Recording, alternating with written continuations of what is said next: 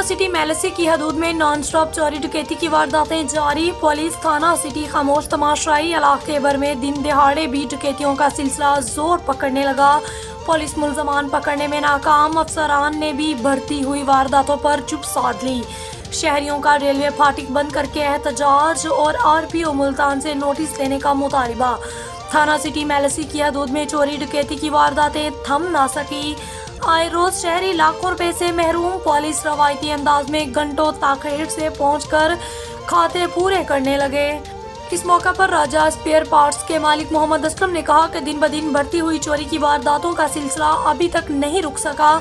जब तक मुलजमान न पकड़े जाएं, इस वक्त तक हम फाटक बंद ही रखेंगे। फाटक बंद होने की वजह से ट्रैफिक जाम, गाड़ियों की लंबी लंबी लाइनें लग गईं। पुलिस थाना सिटी मेलसी की नाकस कारकर्दगी और शहर भर में चोरी डकैती की बढ़ती हुई वारदातों से शहर भर में खौफ की लहर बरकरार। शहरियों का आरपीओ मुल्तान और डीपीओ विहाड़ी से नोटिस लेने का मुतालिबा।